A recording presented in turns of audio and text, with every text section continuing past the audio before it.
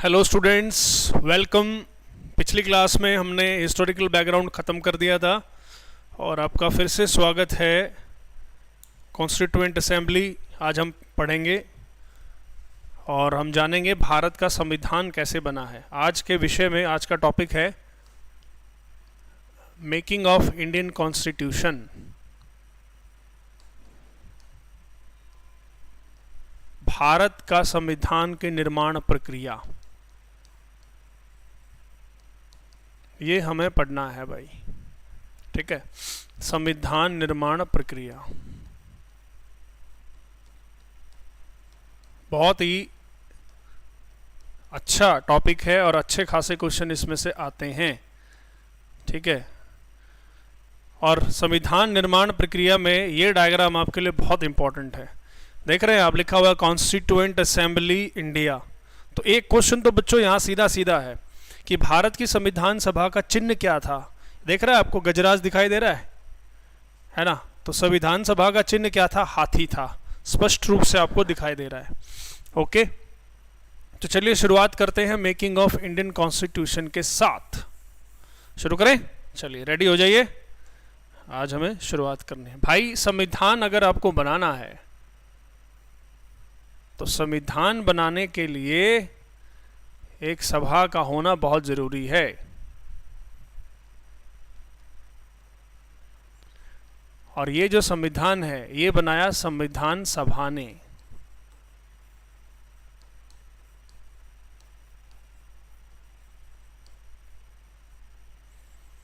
जिसको कहते हैं कॉन्स्टिट्यूएंट असेंबली।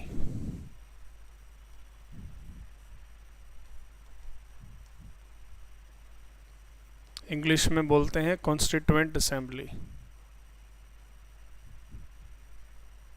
तो जब भी मैं संविधान सभा की बात करूं तो CA शॉर्ट फॉर्म इसके लिए इस्तेमाल करूंगा, आप समझ जाइएगा। ओके, तो संविधान सभा के निर्माण से लेके जो जानकारियां हैं उनके बारे में हम आगे पढ़ते हैं।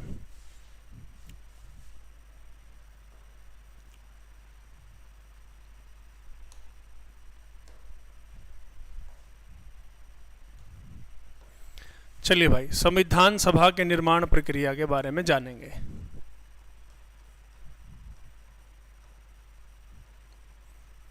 देखिए, सबसे पहली बात तो सीधा पॉइंट पे आते हैं। काफ़ी बोल बच्चनगिरी इसको लेके चलती रही है, आप अलग अलग किताबों में पढ़ेंगे, कहीं स्वराज पार्टी का जिक्र पढ़ेंगे, कहीं कुछ पढ़ेंगे। सीधा पॉइंट पे आएंगे। 1934 ये पहले प्राणी थे Manvendra Nath Roy, short form MN Roy. ये पहले प्राणी थे जिन्होंने demanded constituent assembly first in India. Bharat में आधिकारिक रूप से संविधान सभा की मांग करने वाला पहला प्राणी मनवेंद्र नाथ रॉय। और मनवेंद्र राय जो रॉय थे ये कम्युनिस्ट पार्टी से संबंध रखते थे। कम्युनिस्ट जो पार्टी है CPIM बाद में बनी भारत में, तो कम्युनिस्ट पार्टी से संबंध रखते थे। ठीक है, समाजवाद को सपोर्ट करते थे। उसके बाद आया 1935 का साल। 1935 में कांग्रेस ने भी इस डिमांड को रिपीट किया। इंडियन नेशनल कांग्रेस, जैसे कई राजस्थान की जो परीक्षाएं होती हैं उसमें अगर क्वेश्चन आ जाता है कि भाई पहली राजनीतिक पार्टी कौन सी है जिसने संविधान सभा की मांग उठाई, तो उसमें आपको आंसर मिलता है स्वराज पार्टी। लेकिन ऑफिशियली अगर हम देखें, ऑफिशियल जो डिमांड है, अनऑफिशियल तो आपको दुनिया भर की मिल जाएंगी, लेकिन अनऑफिशियल में भी राइट आंसर स्वराज पार्टी आप कर सकते हैं। लेकिन ऑफिशियल डिमांड का जब नाम आएगा तो आपको कांग्रेस ही टिक करना है। इंडियन नेशनल कांग्रेस, भारतीय राष्ट्रीय कांग्रेस ऑल्सो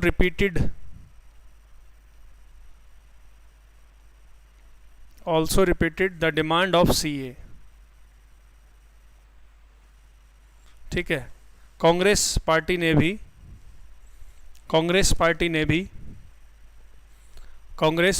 भी संविधान सभा की मांग को दोहराया। कांग्रेस पार्टी ने भी संविधान सभा की मांग को दोहराया। ओके, चलिए आगे बढ़ते हैं।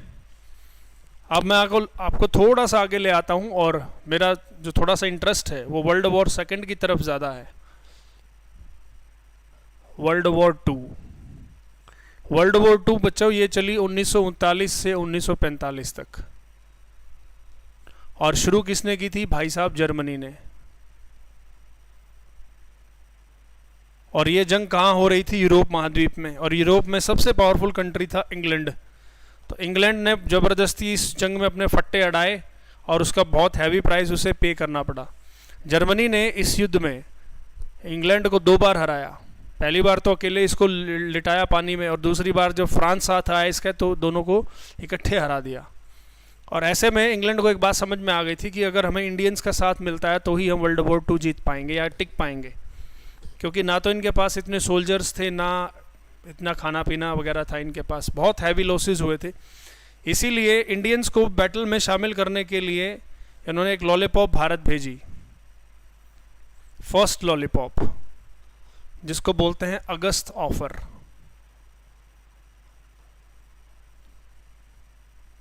अगस्त प्रस्ताव, ये भी डिक्लाइन कर दिया गया। इसके बाद आता है भैया क्रिप्स मिशन।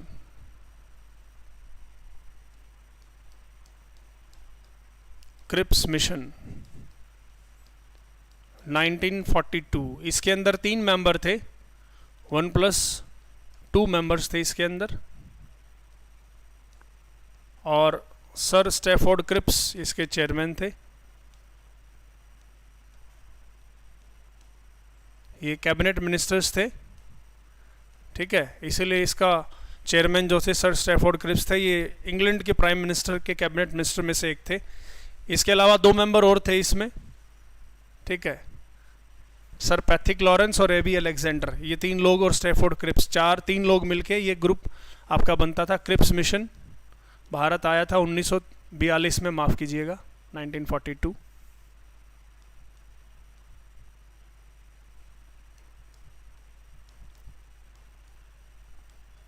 ये मिशन आया, सब कुछ ठीक था, इसमें कोई दिक्कत नहीं थी, लेकिन मुस्लिम लीग, इसमें बात हुई थी खुल के कि भाई चलो ठीक है भारत के लिए हम संविधान सभा बनाएंगे, लेकिन मुस्लिम लीग ने कहा कि भारत के लिए तो बनाओगे, पाकिस्तान के लिए क्या? और गांधी जी 1940 से ही कह रहे थे, जब अगस्त ऑफर आया था, कि ब्रिटिशर्स हमारा काटेंगे और निकल जाएंगे। वही हुआ 1942 में क्रिप्स मिशन में। भारत जो कांग्रेस है वो भारत के लिए संविधान सभा की मांग कर रही थी, इसमें फिर मुस्लिम लीग आ गई। तो इन्होंने कहा भाई ऐसा, हमें तो इंग्लैंड से भेजा गया है सिर्फ भारत की संविधान सभा का निर्माण करवाने के लिए, अब तुम पाकिस्तान की भी संविधान सभा की मांग कर रहे हो, तो इसीलिए ये ना चौलबे, हम वापस जा रहे हैं। तो क्रिप्स मिशन फेल हो गया, ठीक है, ये फेल रहा, और इसको एक नाम दिया गया, ये फेल हो गया, इसको महात्मा गांधी जी ने एक नाम दिया था, वो पेपर में पूछते हैं आपसे, एम.के. गांधी ने किस प्रस्ताव को आउटडेटेड चेक कहा था? आउटडेटेड चेक, ठीक है, यानी कि ऐसा चेक जिसकी तारीख निकल गई है। राइट आंसर है क्रिप्स मिशन, तो ये याद रखना आपको। और क्रिप्स मिशन के बारे में क्वेश्चन हो, राजस्थान प्रहरी पुलिस परीक्षा में आया था कि फर्स्ट कैबिनेट मिशन कब आया? First cabinet mission 1942। पहला कैबिनेट योजना कब आई? 1942 में आई। अब कैबिनेट का मतलब क्या है? कैबिनेट का मतलब होता है मंत्रिमंडल। जैसे प्रधानमंत्री नरेंद्र मोदी हैं, उनके कैबिनेट में जितने मंत्री हैं, जैसे कपड़ा मंत्री है, उद्योग मंत्री है, खेल मंत्री है, जैसे खेल मंत्री अनुराग ठाकुर हैं, तो अनुराग ठाकुर को क्या कहेंगे? कैबिनेट मिनिस्टर कहेंगे। फाइनेंस मिनिस्टर निर्मला सीतारमन है। यानी कि प्रधानमंत्री के मंत्रिमंडल में जितने बागड़ बिल्ले होते हैं उन सबको कैबिनेट मिनिस्टर कहा जाता है। उसी तरीके से सर स्टैफोर्ड क्रिप्स इंग्लैंड के प्राइम मिनिस्टर विंस्टन चर्चिल के कैबिनेट मिनिस्टर थे, जिनको भेजा गया था यहाँ पे। ठीक है, तो 2 प्रस्ताव आपको समझ में आ गए। अब चलते हैं तीसरे की तरफ, जो सबसे इंपॉर्टेंट है। नंबर 3 पर फिर आता है कैबिनेट मिशन 1946।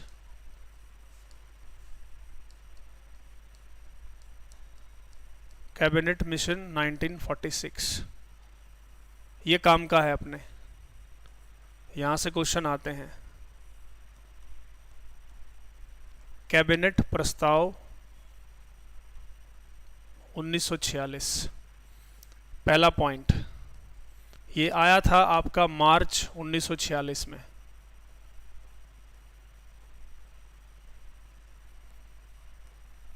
इसमें भी 3 मेंबर थे। मार्च 1946 में आया, आप इसको कह सकते हैं सेकंड कैबिनेट मिशन। लेकिन पेपर में आपसे क्वेश्चन पूछा जाएगा कौन सी योजना के तहत भारत की संविधान सभा बनी है, बच्चों वाला क्वेश्चन है, मार्च 1946 में, ठीक है, सॉरी कैबिनेट मिशन 1946 के अकॉर्डिंग। दूसरा पॉइंट इसमें आपसे पूछ सकते हैं, इसी योजना के तहत भारत में चुनाव हुए थे संविधान सभा के लिए, और चुनाव कब हुए थे? जुलाई अगस्त में।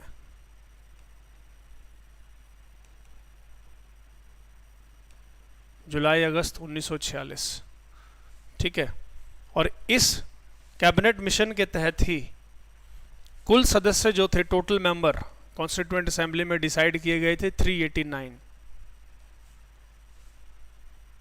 Total member 389। अब इसके पीछे बहुत बड़ा फंडा है। भारत की जो उस समय की कुल जनसंख्या थी वो थी 39 करोड़, 39 करोड़, ठीक है। और प्रत्येक 10 लाख जनसंख्या पर, प्रत्येक 10 लाख जनसंख्या पर एक सीट थी, या यूं कहिए on every 10 lakh people 1 seat was given in constituent assembly, ठीक है। हर 10 लाख लोगों पर एक सीट कहा गया था कि भाई हम रेशो ऐसा रखेंगे कि भाई 10 लाख लोगों को एक सीट रिप्रेजेंट करेगी, यानी कि 10 लाख लोगों का एक रिप्रेजेंटेटिव होगा संविधान सभा के अंदर। तो 39 करोड़ जनसंख्या है, 39 करोड़ में कितने हो गए? 390 लाख हो गए। तो 390 लाख 389 सीट, मोटा मोटा से साहब रट्टा मारने की जरूरत नहीं है। तो टोटल मेंबर कितने थे? 389। इस 389 में से भाई 296 मेंबर्स, 289 सदस्यों के लिए क्या हुआ था? ये सदस्य कैसे थे? निर्वाचित सदस्य, निर्वाचित सदस्य थे। आप कह सकते हैं इलेक्टेड मेंबर।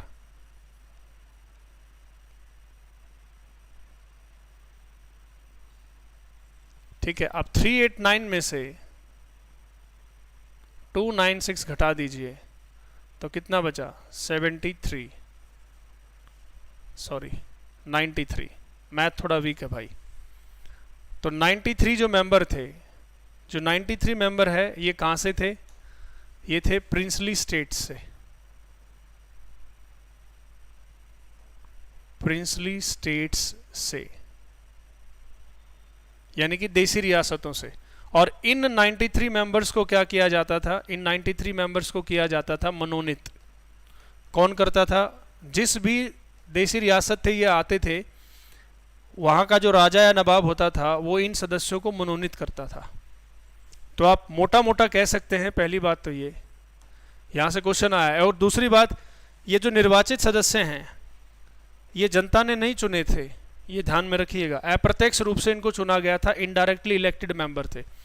तो कॉन्स्टिट्यूएंट असेंबली को लेके आपके पास दो बातें इंपॉर्टेंट हैं, ये आपको जानना बहुत जरूरी है। पहली चीज, constituent assembly was partially elected, was partially elected and partially nominated। मतलब क्या है? ना तो सारे सदस्यों का इसका निर्वाचन हुआ था और ना ही इसके सारे सदस्य मनोनीत थे। तो आप हिंदी में लिख सकते हैं, हिंदी में लिख सकते हैं, भारत की संविधान सभा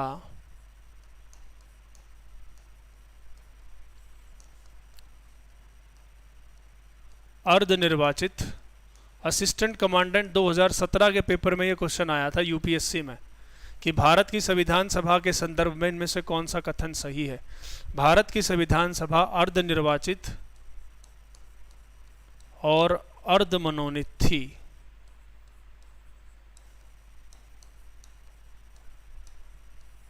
ठीक है, ये आपको ध्यान रखना है। और इलेक्शन हुआ, इलेक्शन के बाद रिजल्ट देखिए, मज़ा आ जाएगा आपको। जुलाई अगस्त के महीने में इलेक्शन हुए थे। तो इलेक्शन के बाद कांग्रेस को कितनी सीटें मिली, मुस्लिम लीग को कितनी मिली,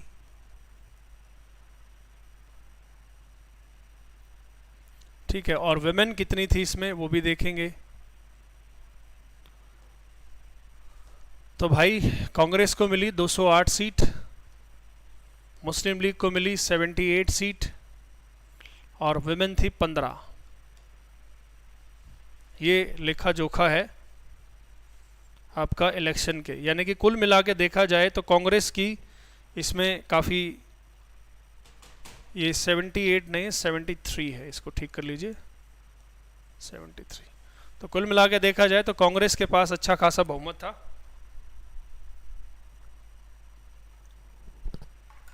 ये भी पूछा गया क्वेश्चन कि महिला सदस्य कितनी थी, 15 थी। मुस्लिम लीग को कितने मिले ये नहीं आया, ना कांग्रेस को मिले ये कभी आया। ये जरूर पूछा गया कि वुमेन कितनी थी इसमें। एक इम्पॉर्टेंट चीज़ और है जो आपको जाननी चाहिए, सबसे इम्पॉर्टेंट, ये भी पेपर में पता नहीं कौन से में मैंने देखा है, पेपर में आया था। 2 मेंबर जो उस समय के सबसे फेमस थे, मोहम्मद अली जिन्ना और महात्मा गांधी एंड M.K. गांधी, ये जो 2 लोग हैं were not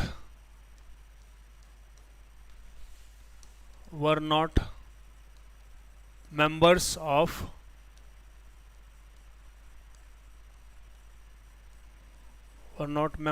of Constituent Assembly। ये ध्यान रखिएगा, मोहम्मद अली जिन्ना और महात्मा गांधी, मोहम्मद अली जिन्ना और महात्मा गांधी संविधान सभा के सदस्य नहीं थे, ठीक है। ये उस टाइम के अपने सबसे फेमस थे। और तो इस तरीके से संविधान सभा का गठन हुआ। टोटल सेशन कितने हैं वो भी देख लेते हैं।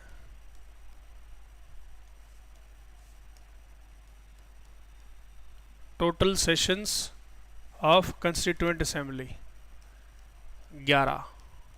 सेशन का मतलब होता है कुल सत्र कितने हुए, 11। और सत्र के अंदर होती है बैठक, ठीक है, सत्र के अंदर होती है बैठक। तो पहला जो सेशन शुरू हुआ वो 9 दिसंबर 1946 से शुरू हुआ था।